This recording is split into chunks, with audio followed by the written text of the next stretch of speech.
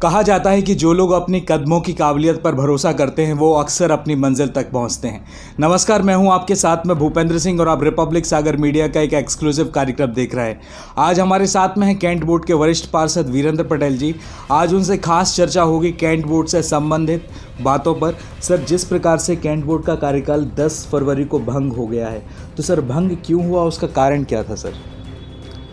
भूपेंद्र जी, मैं बताना चाहूँगा कि कैंटोनमेंट एक्ट के अनुसार 5 वर्ष का कार्यकाल होता है और एक्ट में ही प्रावधान है 6 महीने 2 बार बढ़ाया जा सकता है। तो वर्तमान परिषद के लिए 6 वर्ष का कार्यकाल मिला और इसके बाद इसको कार्यकाल को नहीं बढ़ाया जा सकता।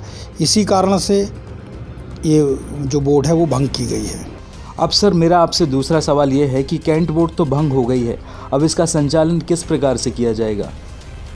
वर्तमान में एक्ट के अनुसार भंग जब परिषद हो जाती है तो वहाँ से जो अध्यक्ष है छावनी परिषद वो और सीओ और जनता में से एक सिविल व्यक्ति का जो है अध्यक्ष और सीओ की रिकमेंडेशन के आधार पर उसका नाम जो है यहाँ पर निर्वाचित सदस्य की जगह पर किया जाता है।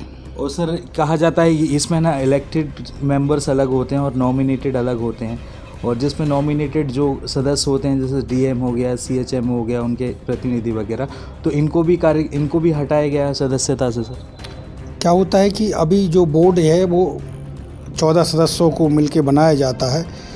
इसमें निर्वाचित सदस्य जो है वो 7 होते हैं और 7 नॉमिनेट किए जाते हैं। एक्ट के अनुसार जो नॉमिनेट सदस्य हैं जिसमें एडम कमांडेंट हैं, जिला कलेक्टर महोदय हैं, उनका प्रतिनिधि है, जी साहब हैं, अदर लोग भी हमारी बोर्ड के साथ ही उनका कार्यकाल से भी हटा दिया। जब छावनी अधिनियम धारा 12 के अंतर्गत जब पुनः बोर्ड का गठन किया जाएगा तभी ये व्यक्ति भी बोर्ड के सदस्य बन सकते हैं। अगर जब तक कार्यकाल भंग रहेगा तब 3 लोग मिलके ही बचे हुए कार्यकाल या जो समय सीमा रक्षा मंत्रालय द्वारा तय की गई है तब तक ये चलाएंगे। मगर सर, इस तरीके से कैंट बोर्ड कब तक संचालित होता रहेगा, और अब आने वाले समय में चुनाव होगा या कैंट बोर्ड में या नहीं? राजपत्र में प्रकाशन के अनुसार तो 1 वर्ष के लिए समय बढ़ाया गया है, भंग किया गया है। साथ ही जल्द चुनाव कराने का भी जो राजपत्र में लेख है। अब इसके अलावा भी अगर कुछ एक्ट में जो बदलाव चल रहे हैं, अगर समय सीमा में नहीं होते तो उस कार्यकाल को भी आगे बढ़ाया जा सकता है। तो सर, आपको लगता है कि जो कैंट बोर्ड के जितने भी अभी वार्ड हैं वो क्या नगर निगम में कन्वर्ट हो सकते हैं? बिल्कुल, ये प्रावधान चल रहा है कि सिविल एरिया को जो कैंटोनमेंट एरिया के अंतर्गत अभी है उसको नगर निगम में शामिल किया जा रहा है। तो मध्य प्रदेश सरकार भी इस पर पहल कर रही है। देश भर के कैंटों में जिसमें सिविल जनता निवास करती है उसको नगर निगम में शामिल किए जाने के लिए प्रयास किए जा रहे हैं। हमारे विधायक सांसद महोदय भी सब कर रहे हैं। स्थिति थोड़ा सा हमारे डीओ लैंड को लेकर हो रही, जिसमें वार्ड क्रमांक 6 और 7 है, जहाँ पर किसान रहते हैं। इसको कैसे इन किसानों को इन सब में शामिल किया जा सकते हैं, इस पर अभी चर्चा चल रही है।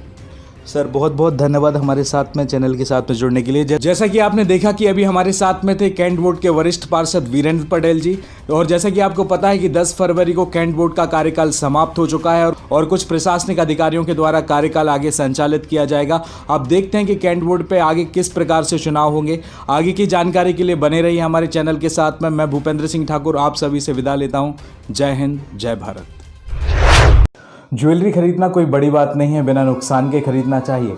टाइम पर खाए बिना, सेहत पर ध्यान न देकर, फैमिली के लिए समय न देकर, मेहनत से कमाया हुआ पैसा क्या ऐसे ही जाने दे सकते हैं? सोना क्या सिर्फ सजने संवरने की चीज़ है?